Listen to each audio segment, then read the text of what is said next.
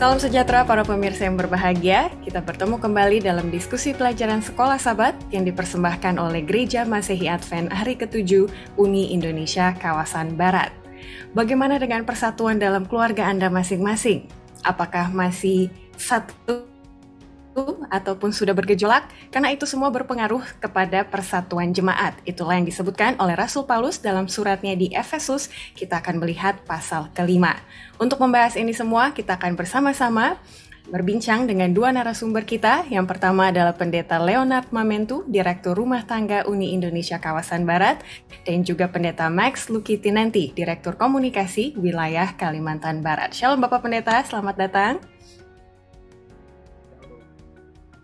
Terima kasih. Shalom.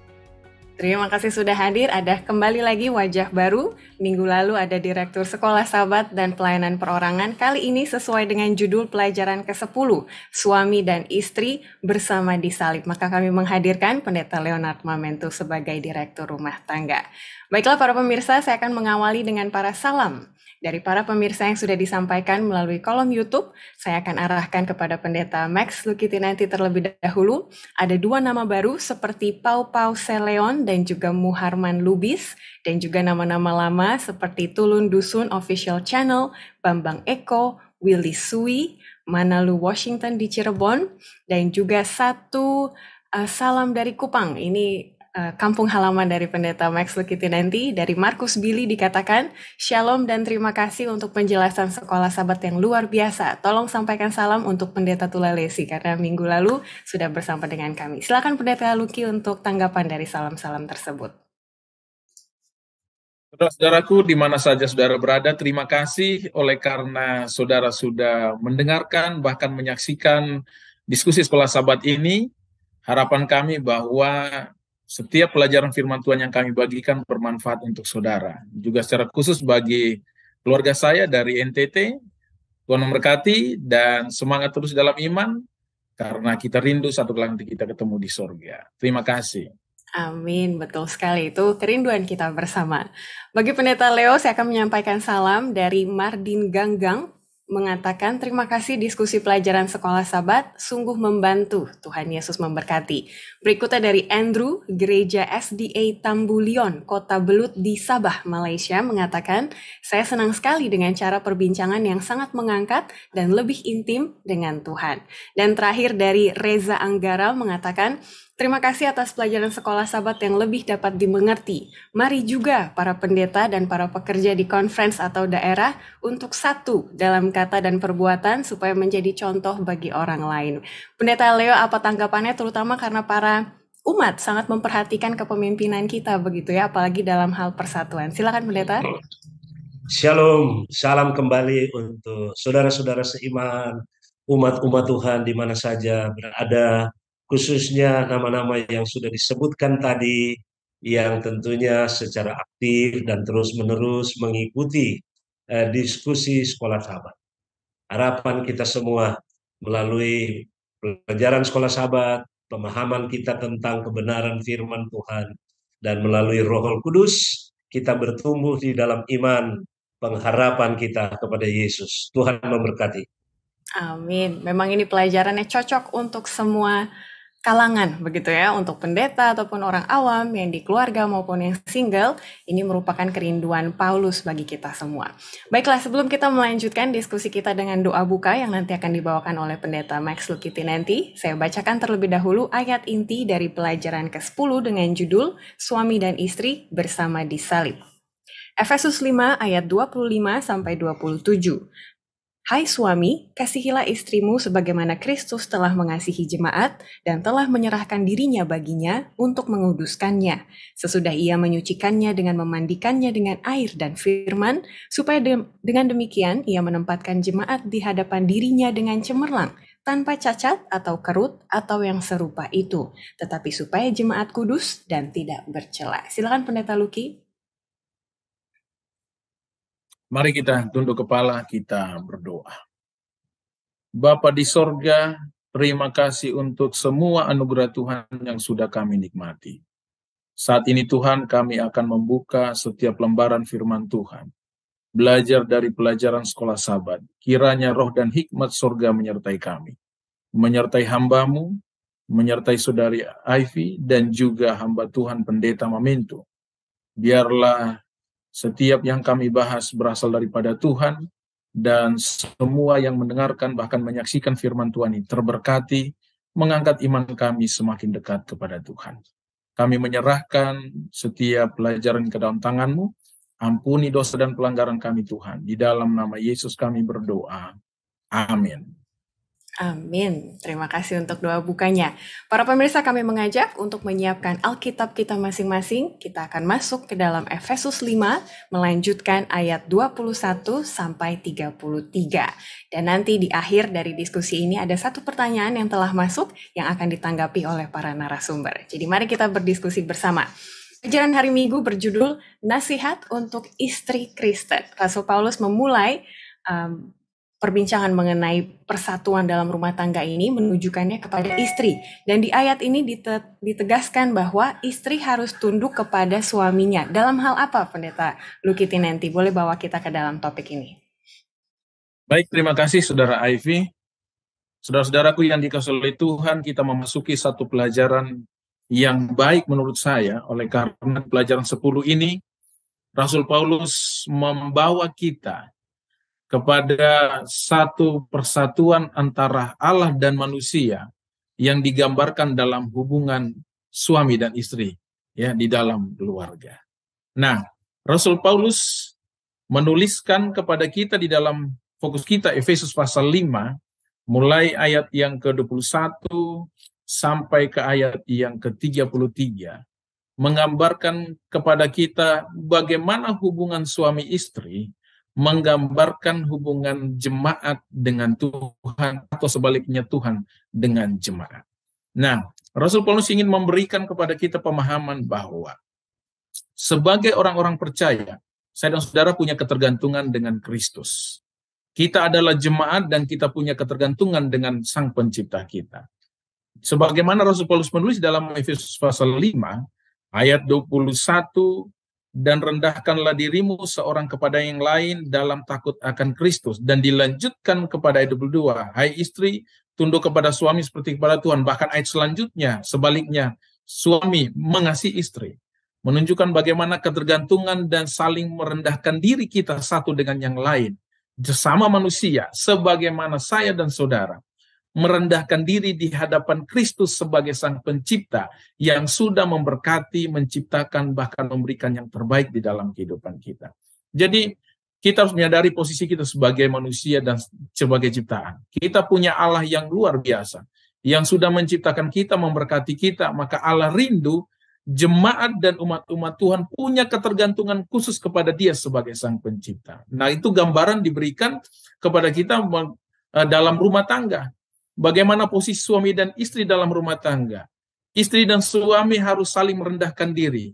Meskipun dalam posisi rumah tangga, suami dikatakan sebagai kepala rumah tangga. Meskipun dalam posisi kepala rumah tangga, mungkin suami bukanlah mendominasi istri, tetapi suami memimpin, merangkul, dan juga mengasihi istrinya. Mungkin ini yang dapat saya sampaikan secara sekilas. Terima kasih, Ayu. Ya, terima kasih Pendeta Lucky sudah juga memperkenalkan kita untuk topik-topik di hari-hari berikutnya seperti itu ya, sudah di-mention tadi. Pendeta Leo Mamento, mengapa kalau dipikir-pikir ya, Rasul Paulus mengambil ilustrasi suami istri? Karena kalau mau membahas persatuan, ini menurut saya Pendeta ya, bisa juga melihat solidaritas para tentara begitu ya, atau kemiliteran, itu kan memang kesatuan. Mungkin bisa menjadi contoh yang lebih baik, tapi kira-kira menambahkan apa yang Pendeta Lucky katakan tadi, ini adalah gambaran hubungan Allah dan juga umatnya dan lain-lain. Mengapa hubungan suami istri tepat untuk menggambarkan maksud Allah mengenai persatuan dalam jemaat? Silakan Pendeta. Baik, terima kasih Ivy. Jadi Ivy mengilustrasikan tentara itu satu gambaran yang luar biasa tentang persatuan istilahnya. Kalau kita lihat tentara kan uniform sudah oke. Ya, unity juga oke. Kalau kita lihat ya, coba lihat kita tentara baris berbaris. Derap langkah mereka seirama. Ya, derap langkah seirama. Lalu yang membuat mereka itu seirama oleh karena ada komandannya, pemimpin regu istilahnya. Nah, di dalam rumah tangga yang diharapkan oleh Tuhan melalui tulisan Paulus di sini harusnya demikian persatuan itu.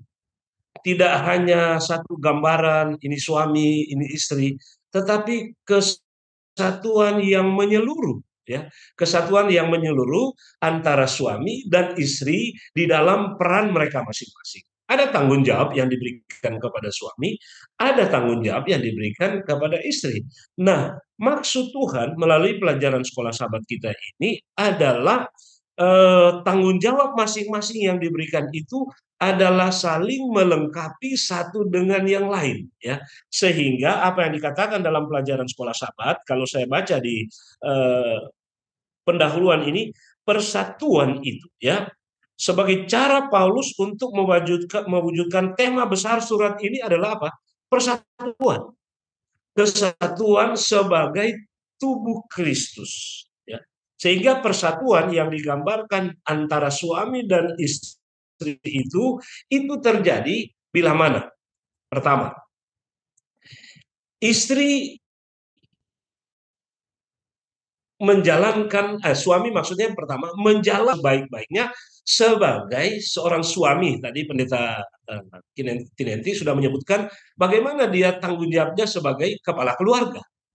Ada beberapa poin ya di sana, sebagai kepala keluarga, baik sebagai suami atau di satu sisi sebagai ayah, imam di dalam keluarga. Nah, ibu juga ada perannya.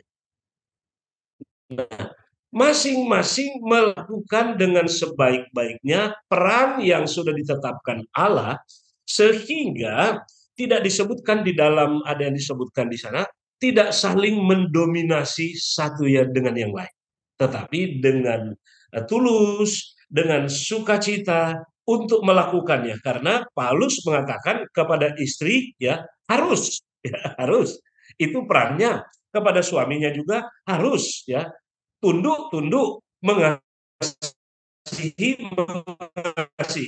itu peran, hingga tergambar di sana satu keluarga yang bersatu, satu keluarga yang harmonis, satu keluarga yang berbahagia, dan tentunya di dalam Yesus Kristus. Mungkin itu Ivy yang saya bisa katakan. Amin. Terima kasih. Itu awal yang baik sekali dan nanti satu persatu akan lebih kita jelaskan melalui pembahasan hari-hari berikutnya.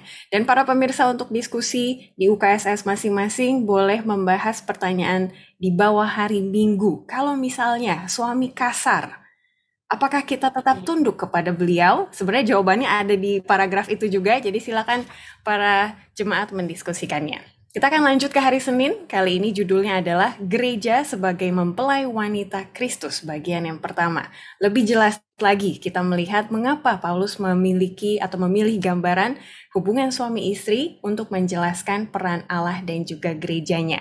Pendeta Luki boleh tolong jelaskan kepada kita melalui tulisan Paulus di Efesus 5 ayat 25 sampai 27 dan 29, bagaimana sih Yesus memperlakukan jemaatnya, dan ini kemudian akan menjadi pelajaran bagi para suami, begitu ya, untuk memperlakukan istrinya. Silakan pendeta. Terima kasih Ivy. Saudara-saudaraku yang dikasih oleh Tuhan, mungkin nanti pendeta Momentu boleh tambahkan. Di pelajaran hari Senin, gambaran yang Paulus berikan dalam pasal 5 ayat 25 sampai 27 dan juga 29. Kalau saudara-saudara baca di sana dikatakan bahwa, hai suami, kasihilah istrimu sebagaimana Kristus telah mengasihi jemaat dan telah menyerahkan dirinya baginya untuk menguduskannya sesudah ia menyucikan dengan memandikannya dengan air dan firman, supaya dengan demikian ia menempatkan jemaat di hadapan dirinya dengan cemerlang, tanpa cacat atau kerut atau yang serupa itu, tetapi supaya jemaat kudus dan tidak bercela. Kalau kita lihat dalam pelajaran Senin, dibagi ada beberapa bagian gambaran daripada ayat ini. Yang pertama adalah mengasihi gereja sebagai mempelai. Ya, Kristus mengasihi gereja sebagai mempelai. Jadi kita ini adalah mempelai wanita, sedangkan Kristus adalah mempelai pria. Allah sangat mengasihi kita, sebagaimana Dia mengasihi seluruh umat manusia. Bahkan di bagian yang kedua dikatakan karena begitu mengasihinya dia kepada mempelai wanita, dia memberikan mahar. Ya, mahar ini digambarkan dalam bentuk bagaimana Kristus mati bagi kita. Dia menyerahkan dirinya bagi kita. Ya, dia memberikan segala yang dia miliki bagi kita oleh karena dia sangat mengasihi kita. Dia sangat mencintai kita di dalam kehidupan kita. Bahkan di bagian yang ketiga dikatakan bahwa memandikan mempelai wanita. Ini dalam tradisi kuno dikatakan bahwa ini dilakukan dalam prosesi-prosesi pernikahan kuno yang mengartikan tentang bagaimana Kristus menyucikan kita. Dan mungkin gambaran penyucian yang untuk saat ini adalah seperti baptisan. Mempersiapkan mempelai itu dengan dipermandikan, disucikan, supaya nantinya saya dan saudara layak ada di hadapan Tuhan. Dan bagian keempat adalah dia mengucapkan firman perjanjian kepada saya dan saudara. Ya, kita melihat bagaimana kalau mempelai itu di gereja, kalau pemberkatan harus ada firman yang diucapkan, ada sumpah atau ikatan pernikahan. Ya, mungkin ini menjadi satu lambang bagaimana keterikatan kita, janji kita kepada Tuhan agar kita setia di hadapan Tuhan. Jemaat ini punya janji setia melalui firman-Nya. Bahkan di bagian yang kelima dikatakan bukan saja janji tetapi dihiasi, didandani mempelai wanita ini. Betul-betul ada persiapan matang kita untuk bertemu dengan mempelai pria, Kristus sebagai kekasih kita yang luar biasa. Jadi kita melihat bagaimana gambaran yang Paulus berikan melalui Efesus pasal 5 ini, berikan pada kita bahwa begitu Allah mengasihi kita, dia tidak membiarkan kita begitu saja, tapi dia memperhatikan kita, dia mengasihi kita, dia menyerahkan dirinya sebagai mahar, bahwa dia mengasihi dan menunjukkan kasih yang pada kita. Bahkan segala sesuatu Tuhan buat agar saya dan saudara mengerti bahwa kita harus mempersiapkan diri kita bagi Kristus. Dan itu Kristus sudah lakukan duluan kepada kita, bukan kita yang melakukan. Dan semua inisiatif itu berasal daripada Kristus sebagai mempelai yang mempersiapkan kita sebagai mempelai wanita. Mungkin ada tambahan dari Pendeta Momento, silakan. Ya, terima kasih sekali Pendeta Luki, sudah sangat lengkap dan sangat indah gambaran mengenai bagaimana Kristus memperlakukan kita sebagai umatnya. Apa tanggapan kita, respon kita Pendeta Leo ketika kita mau mengaplikasikan gambaran yang indah tersebut kepada keluarga kita masing-masing? Ada hal yang mau Pendeta tekankan ataupun pesan kepada rumah tangga sekarang? Ini sungguh menarik ya.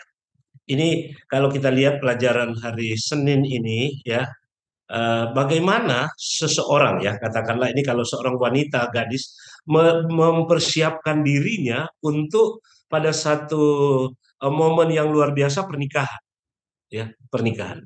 Nah, saya melihat di sini Paulus mau menggambarkan kebudayaan kuno pada saat itu adalah wanita yang akan menikah, yang akan diserahkan. Ini pelajaran sekolah sahabat menyebutkan bahasa diserahkan ya, mempertemukan sebenarnya untuk dengan mempelai pria, bahwa wanita ini lalu digambarkan sebagai jemaat untuk bertemu dengan Kristus.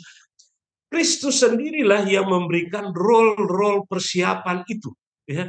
Yesus yang memberikan role itu, apa yang perlu dilakukan, dan dia yang melakukan untuk kita sebagai jemaat. Nah, yang menjadi perenungan adalah apakah calon mempelai wanita ini benar-benar mengikuti role itu, persiapan apa yang dikatakan.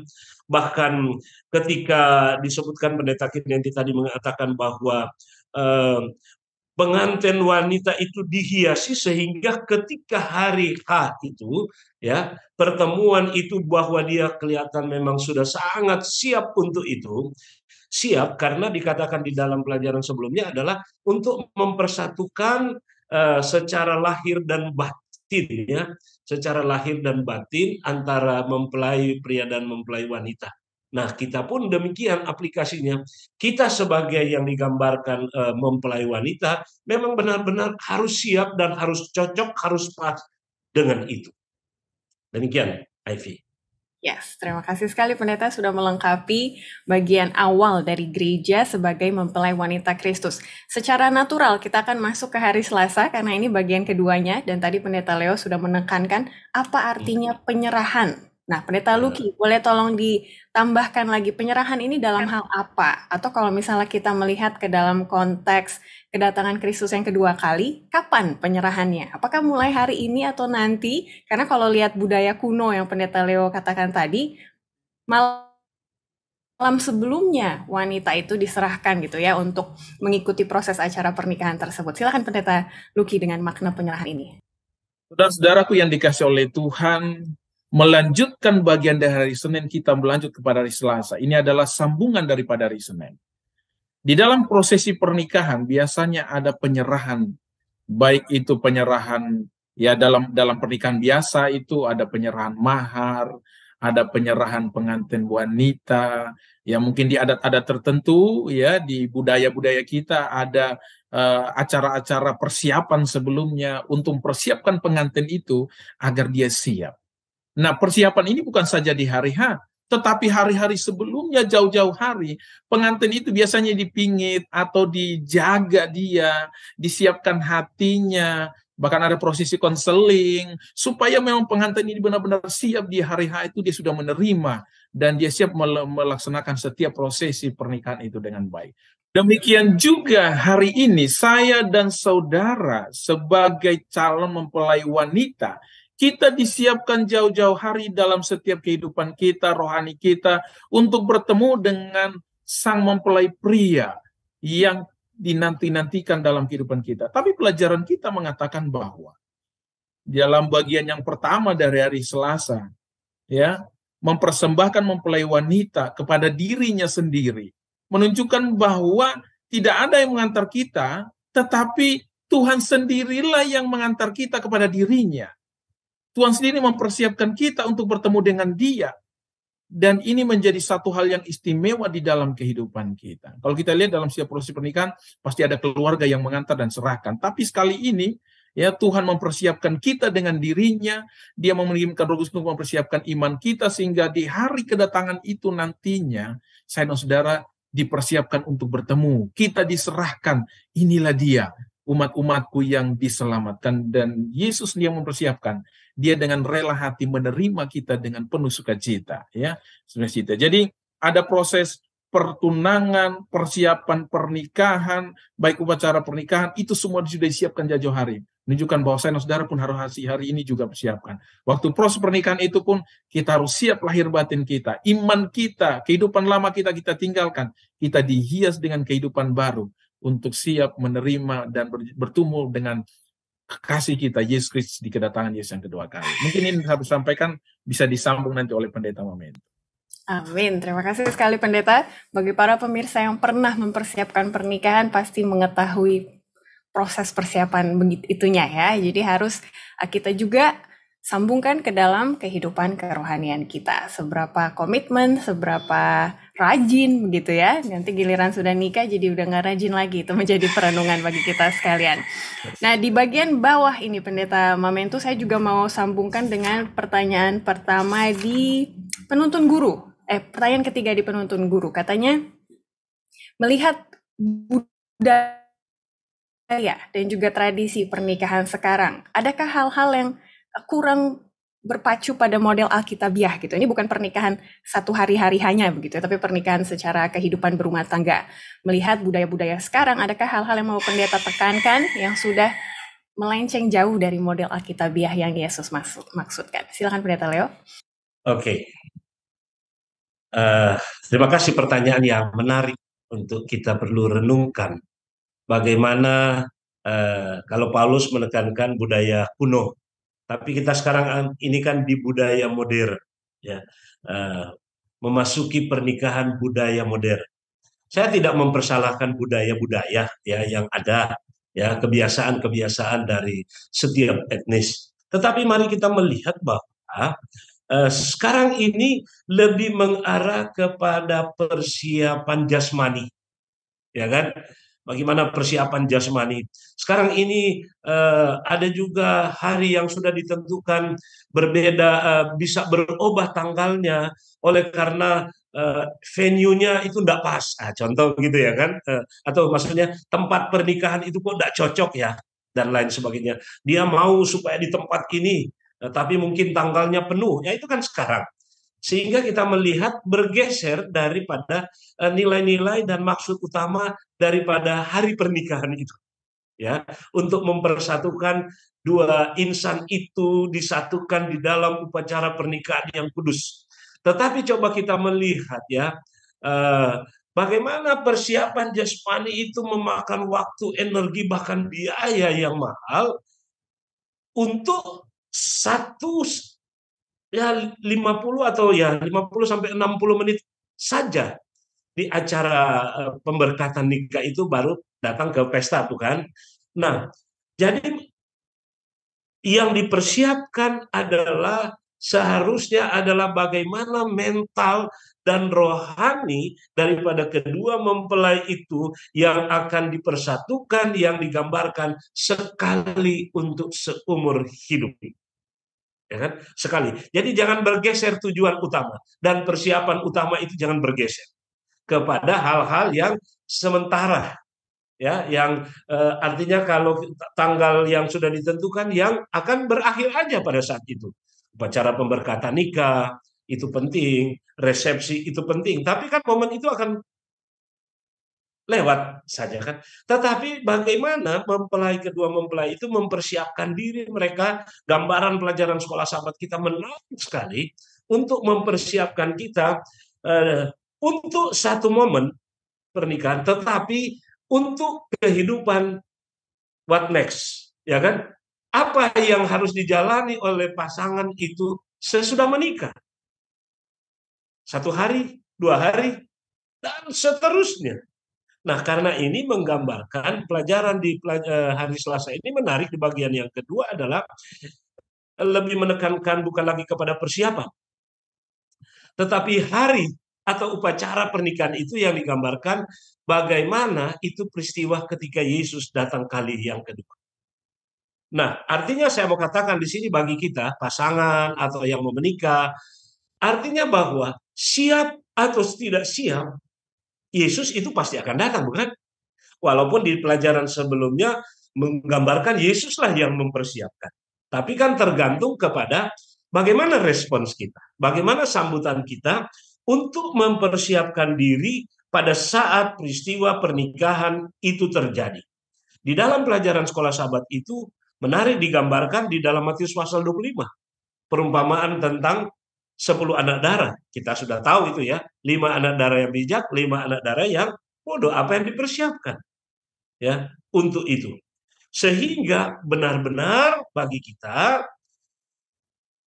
ketika mempelai itu datang, ini prosesinya menarik sekali digambarkan dalam pelajaran sekolah sahabat. Ada arak-arakan ya, mau dibawa ke rumah yang baru, yaitu gambaran rumah sorga.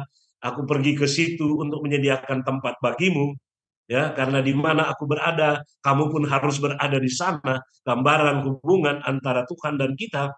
Jadi ini sesuatu peristiwa yang penting bagi kita untuk benar-benar adalah kita ini yang digambarkan sebagai mempelai wanita sudah siap untuk hari pernikahan itu. Sehingga kita akan memasuki hari pernikahan dengan baik dan benar dan dengan penuh sukacita. Wah, ini gambaran yang sungguh luar biasa tentang pertemuan kita dengan Tuhan kita Yesus waktu Ia datang kembali. Silakan, Ivy. Amin.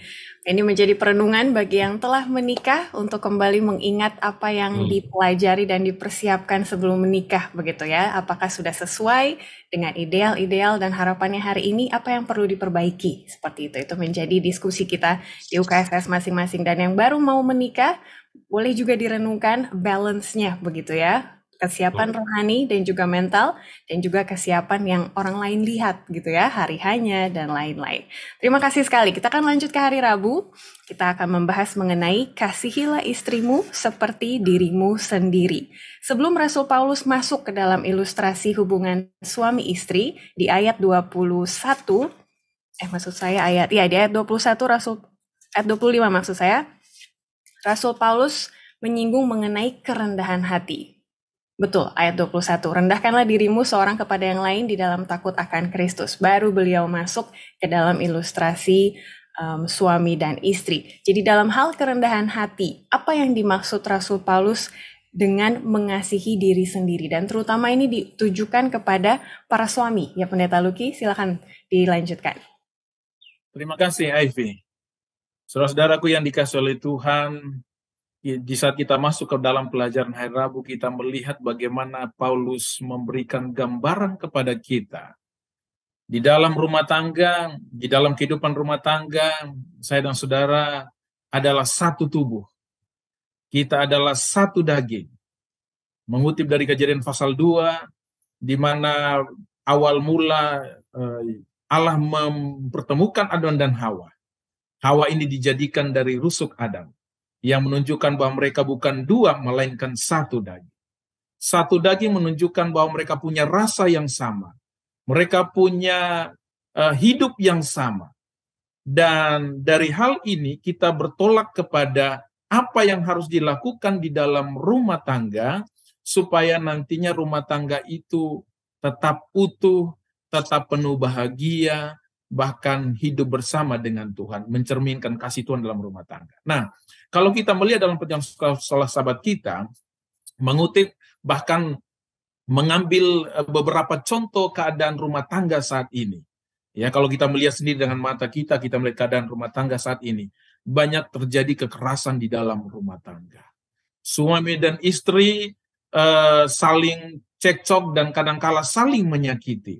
Bahkan itu berimbas kepada kehidupan anak-anaknya dalam rumah tangga, sehingga tidak tercermin kasih Allah yang sesungguhnya di dalam rumah tangga, bahkan mungkin saja melupakan janji-janji pernikahan yang pernah diucapkan di hadapan Tuhan maupun di hadapan umat-umat Tuhan. Nah, ini di dalam Efesus pasal 5 ayat 28-30, kita melihat Rasul Paulus menuliskan kembali bahwa tidak mungkin kita membenci tubuh kita. Tidak mungkin kita menyakiti tubuh kita.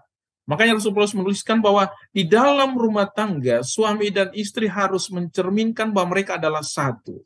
Jangan saling menyakiti, tetapi harus ada kasih yang dihidupkan di dalam rumah tangga untuk saling memelihara, saling menciptakan suasana bahagia, bahkan kalau bisa surga itu terlihat di dalam kehidupan rumah tangga itu. Nah, ini mungkin saja tidak bisa datang dengan sendirinya.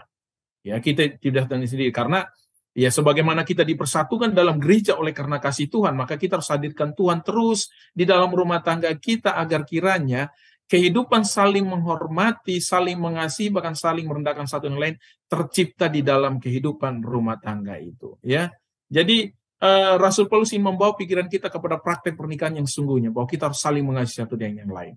Mungkin kalau ada hari ini permasalahan, mari kita bawa itu kepada Tuhan. Mari kita selesaikan dengan Tuhan. Karena hanya Tuhanlah solusi hidup kita. Jangan sampai kita menyakiti tubuh kita, semana kita menyakiti istri kita, atau sebaliknya itu sama saja kita menyakiti diri kita. Nah, kalau kita sudah menyakiti diri kita dapat melihat bagaimana hubungan kita dengan Tuhan. Mungkin hubungan kita pun akan retak dengan Tuhan. Kita akan terputus dengan Tuhan. Imbasnya adalah orang pun tidak dapat melihat cerminan Allah dalam hidup kita dan rumah tangga kita. Ini yang perlu kita jaga dalam kehidupan kita. Jadi, kasihlah istrimu seperti diri sendiri, menunjukkan bahwa bagaimana kita mengasihi tubuh kita. Jangan membenci, jangan menyakiti. Karena Kristus pun, pelajaran kita mengatakan, memperlakukan kita dengan penuh kelembutan dan kasih. Dia mengasihi umatnya sebagai mempelai wanita, sebagai istri. Dia memperlakukan kita dengan baik, bahkan di perjanjian awal dikatakan, saking mengasihinya, dia sama kita, dia mau mati. Dia mau rela memberikan apa yang ada dalam hidupnya. Karena dia mau kekasihnya istrinya atau tubuhnya itu tetap baik, bahkan berhubungan baik dengan Tuhan. Mungkin ini yang saya dapat sampaikan. Terima kasih. Amin. Terima kasih sekali Pendeta. Dan inilah yang menjadi pertanyaan khalayak umum Pendeta Leo Mamento di nomor 1 hari Jumat. Kita akan ke situ pertanyaannya. Baik sekali apa yang sudah Pendeta Max Luki katakan, karena sesuai dengan apa yang Rasul Paulus dan Tuhan maksudkan, tetapi apakah masih relevan pada zaman ini? Karena kalau melihat budaya pernikahan zaman dulu, jelas otoritas atau dominasi itu ada pada suami, begitu kan ya. Kalau zaman sekarang kan sudah berbeda. Jadi apakah nasihatnya masih applicable gitu, masih relevan untuk zaman ini? Silakan Pendeta Leo dengan tanggapannya. Oke, sebelum saya datang ke menjawab pertanyaan tersebut, menarik untuk tadi pertanyaan Ivy sebelumnya adalah kita pada akhirnya menyakiti hati diri sendiri, kita sendiri ya kan. Nah itu kalau kita lihat di dalam Kejadian pasal 2 ayat 23 sebelum ayat 24 itu adalah, kita lihat di sana Adam berkata begini, ketika dipertemukan dengan Hawa, ya, saya mau membayangkan bagaimana waktu Tuhan menciptakan Hawa diambil dari tulang rusuk Adam itu kan Adam tidur, ya Adam tidur. Tetapi mari kita melihat ini dalam konteks sebelum jatuh dalam dosa, ya sebelum jatuh dalam dosa. Ayat 23, Adam itu sendiri yang berkata ketika Hawa itu sudah berada di sisinya atau di depannya, dipertemukan dengan Allah sesudah diciptakan, Adam sendiri berkata, inilah dia tulang dari tulangku, daging dari dagingku, ya, sebab ia diambil dari laki-laki. Artinya Adam menyadari bahwa Hawa itu adalah dirinya sendiri, bukan? Ya, sehingga orang-orang zaman sekarang menyebutkan belahan jiwa, wah dan lain sebagainya, mengungkapkan bagaimana kasihnya ya kepada pasangan, belahan jiwa ini. Nah, jadi ketika kita menyakiti pasangan kita, itulah yang tadi kita menyakiti diri kita sendiri, karena dia adalah tulang dari tulangku dan daging dari dagingku.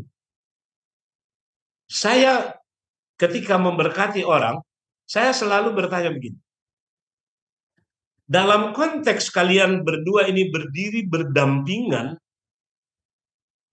siapa kira-kira sesamamu manusia? Ya kan? Jadi tentunya jawabannya adalah dia adalah sesama manusia. Misalnya pasangan, ya. Tetapi siapakah sesamamu manusia itu? Dalam konteks pelajaran, dia adalah tulang dari tulangku dan daging dari dagingku. Nah, datang kepada pertanyaan yang sudah disampaikan di sini, apakah nilai-nilai, kembali tadi ya, nilai-nilai apa tadi Ivy, pernikahan di zaman kuno sudah bergeser di zaman sekarang ini. Nah, tadi saya sudah katakan ya, di dalam beberapa segi mulai bergeser. Ya, di dalam beberapa segi mulai bergeser.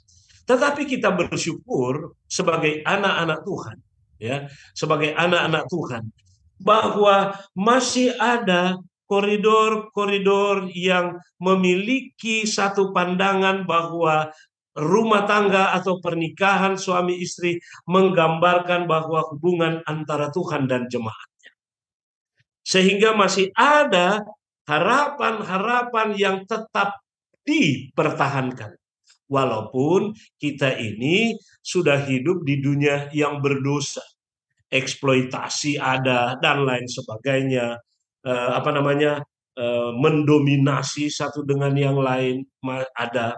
Tetapi kita tetap diarahkan melalui firman Tuhan agar supaya kita kembali kepada maksud utama daripada Tuhan menciptakan manusia lalu membentuk rumah tangga yang pertama. Jangan lupa, rumah tangga itu adalah salah satu mata yang dibawa keluar dari Taman Eden.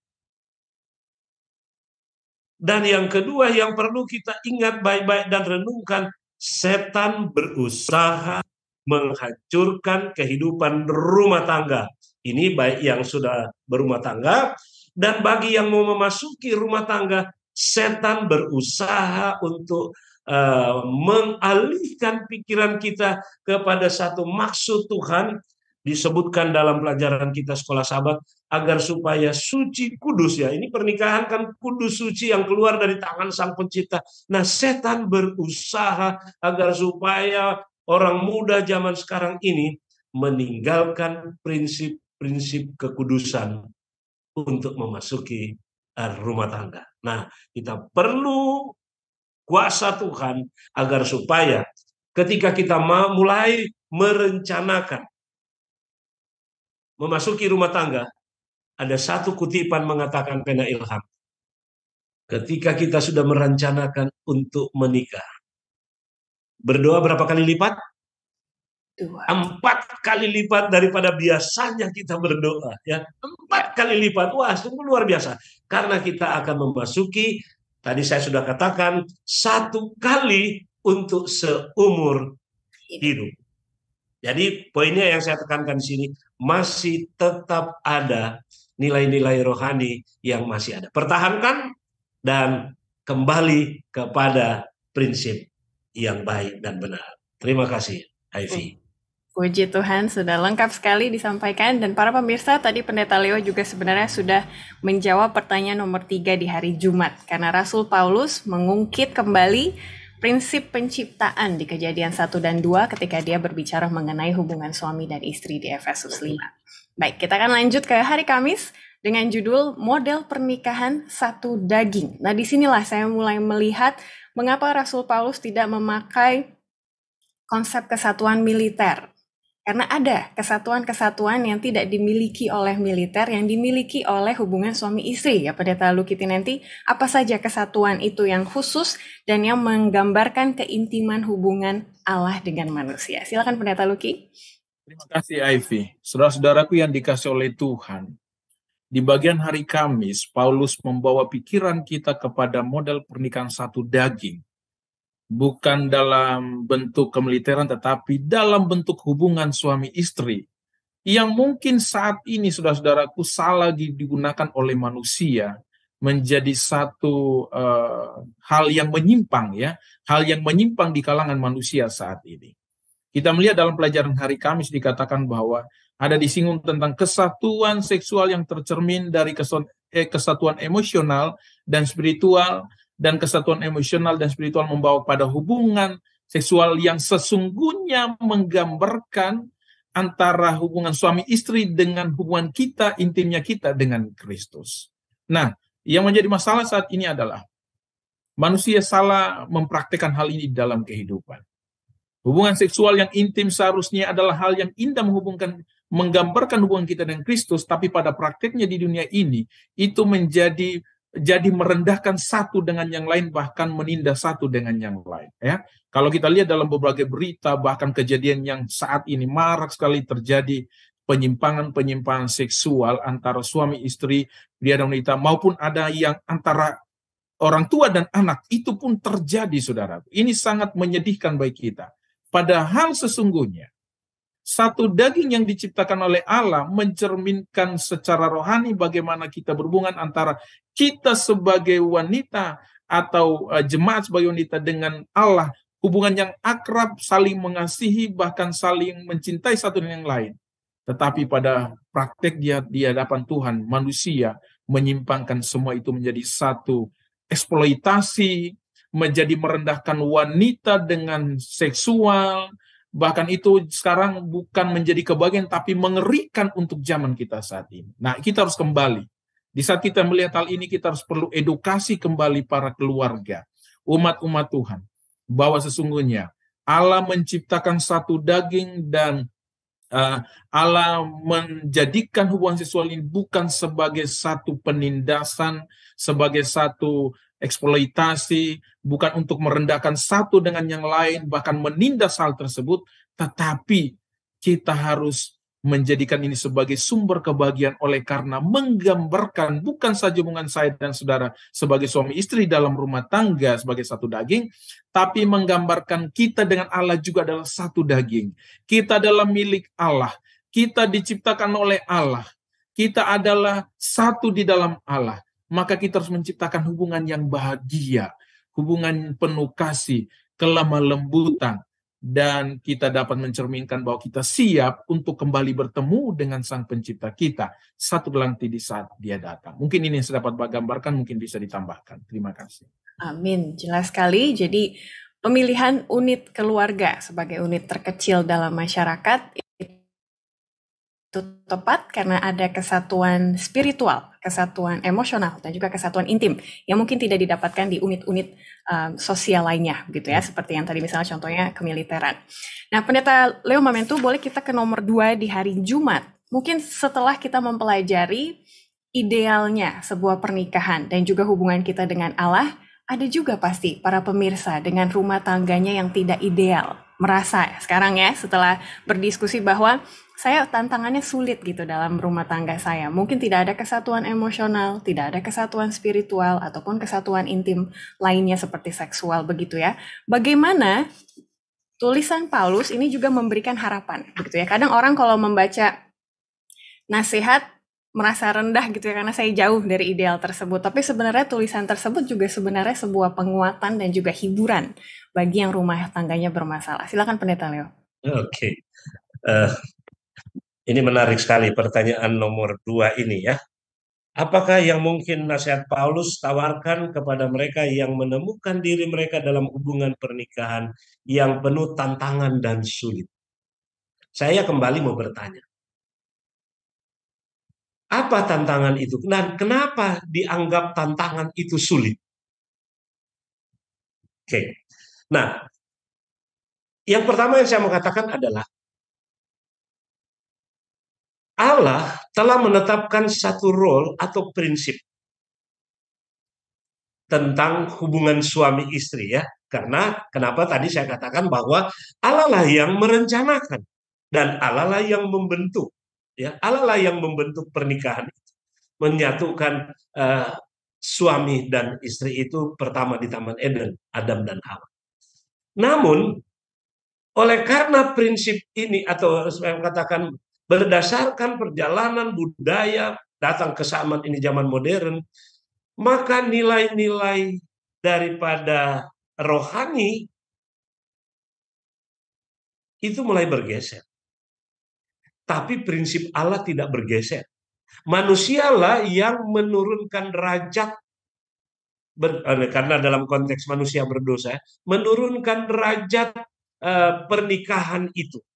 Nah, oleh karena derajat pernikahan daripada prinsip sudah jauh boleh dikatakan berubah, sehingga menyebabkan hubungan suami istri mengalami tantangan demi tantangan dan akhirnya dianggap sulit. Dan banyak ya, tidak semua, ada, saya katakan ada juga orang-orang yang atau keluarga yang menghadapi tantangan dan dianggap sulit, mencari solusi berdasarkan pandangan sendiri. Ya, cari solusi, sehingga solusi demi solusi saya sering konseling suami istri, jauh dari apa yang diharapkan. Kok pendeta bukan semakin hari semakin baik, tapi malah semakin hari semakin tidak baik? Karena salah mengambil jalan keluar. Satu-satunya jalan keluar untuk kita dapatkan adalah hanya melalui Tuhan.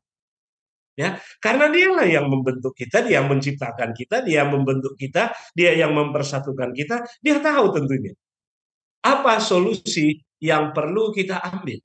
Nah, oleh sebab itu, makanya di gereja kita jangan lupa, di gereja kita sebelum pernikahan ada yang namanya konseling pranikah.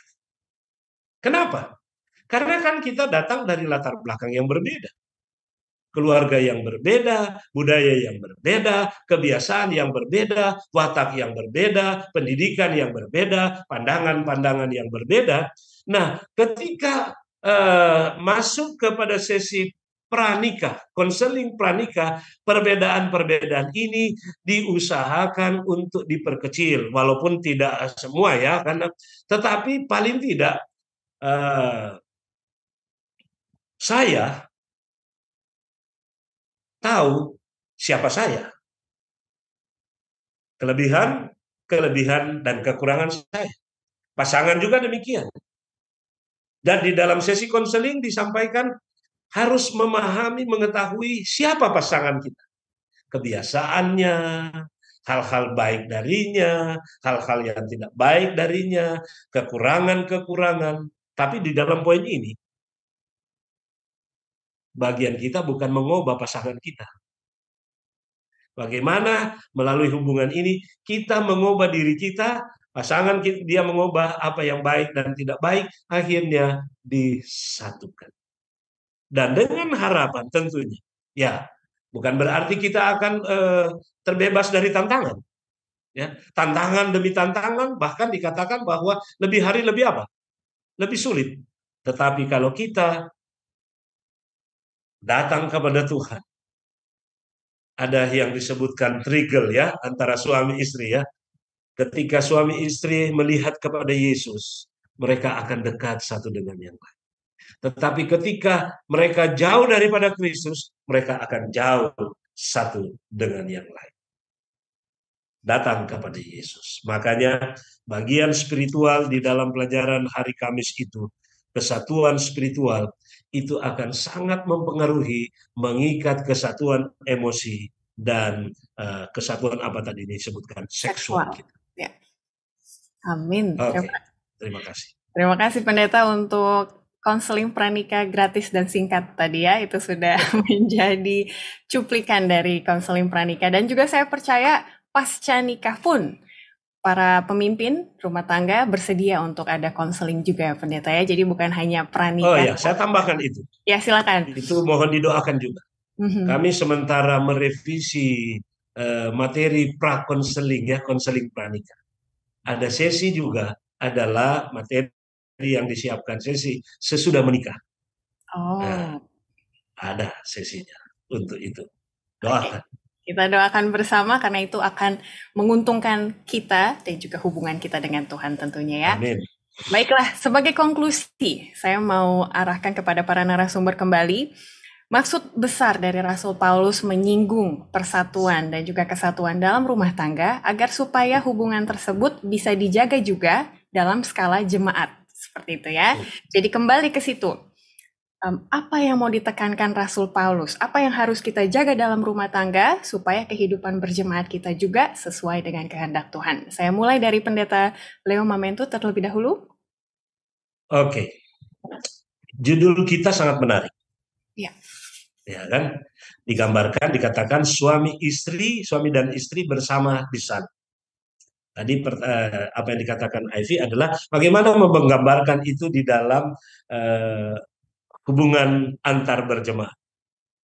Kalau kita anggota jemaat semua memandang kepada salib, amanlah dunia ini. Ya, amanlah dunia ini.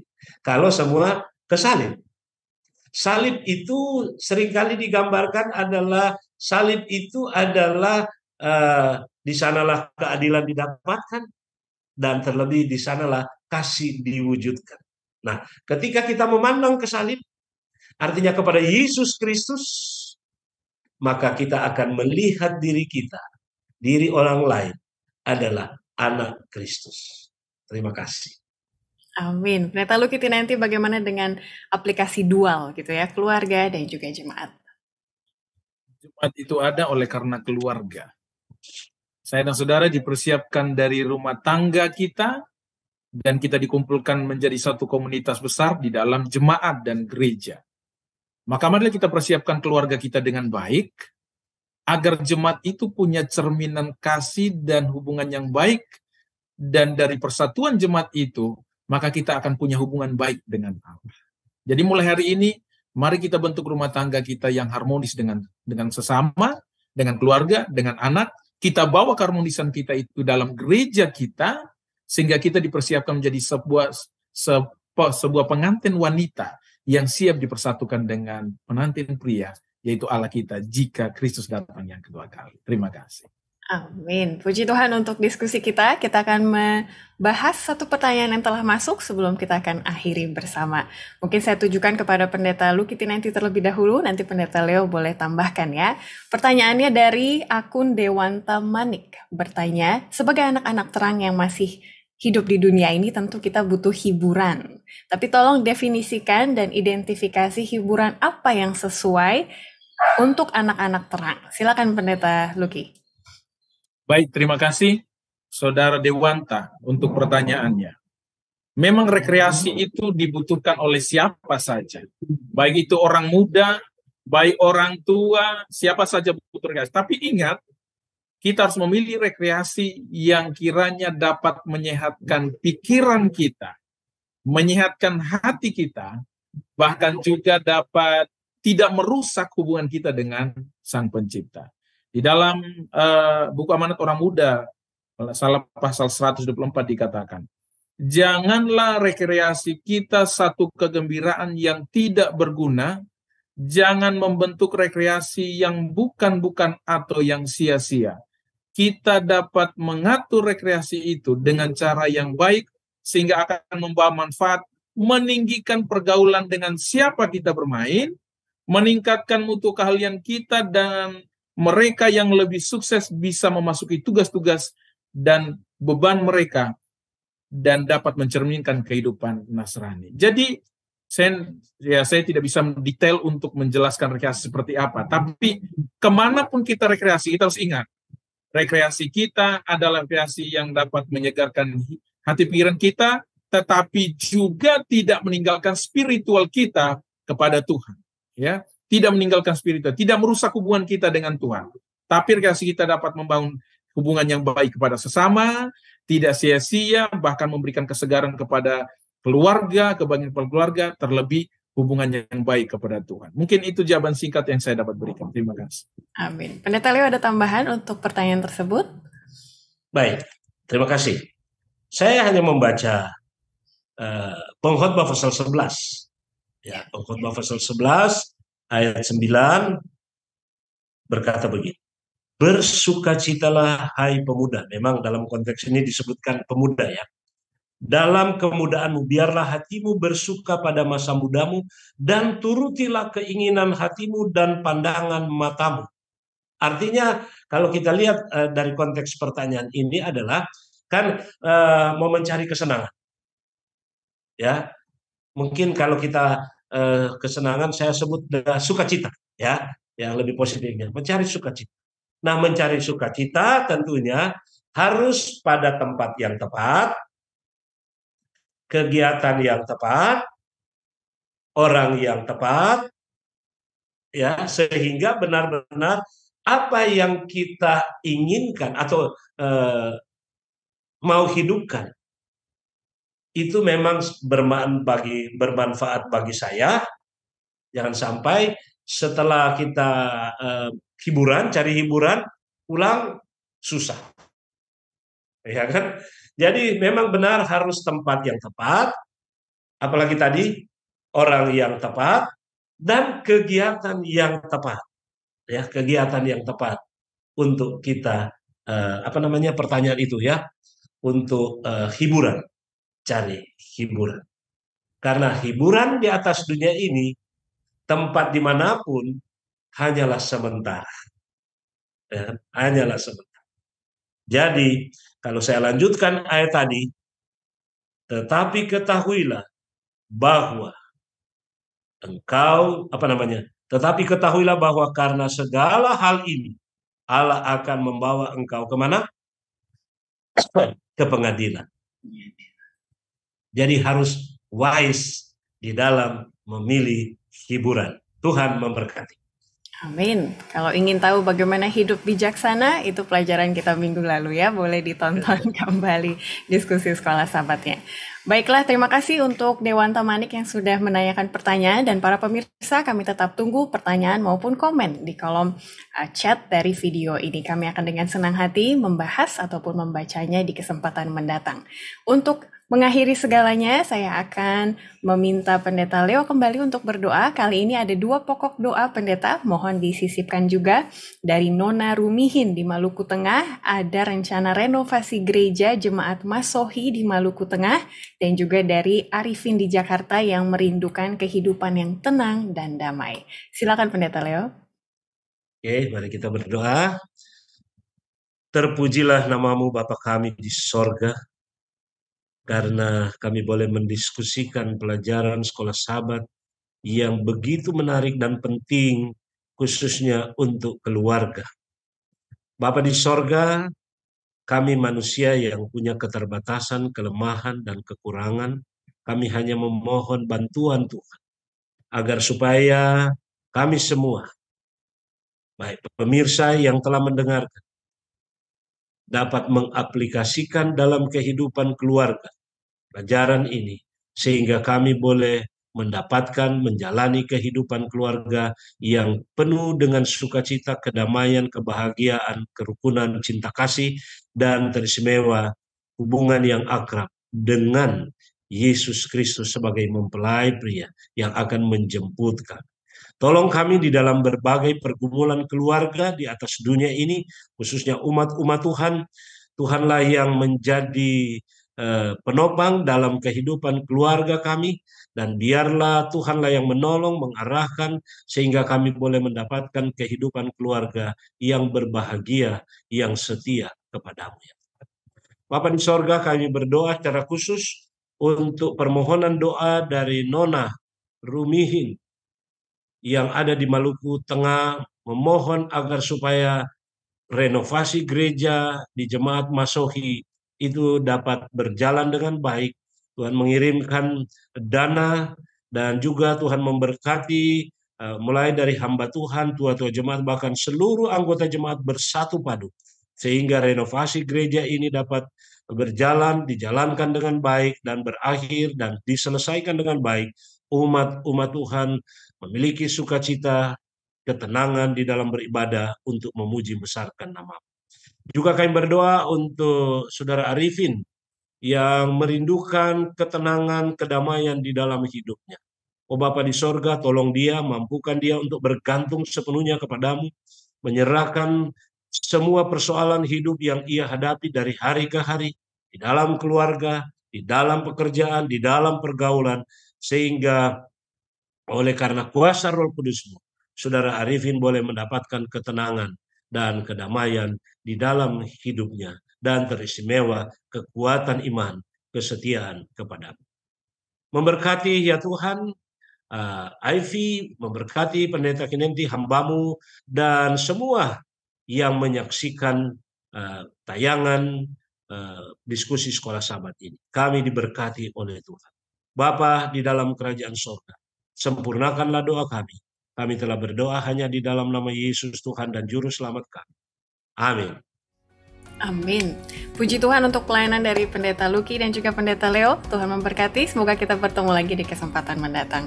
Dan bagi para pemirsa sekalian, pelajaran 10 membahas mengenai persatuan dan juga kerendahan hati di dalam rumah tangga. Pelajaran ke-11 kita akan melihat pentingnya kesetiaan terhadap Kristus masih di dalam rumah tangga juga dan di dalam jemaat kita. Kita akan bertemu lagi, semoga sehat-sehat, Tuhan memberkati kita semua.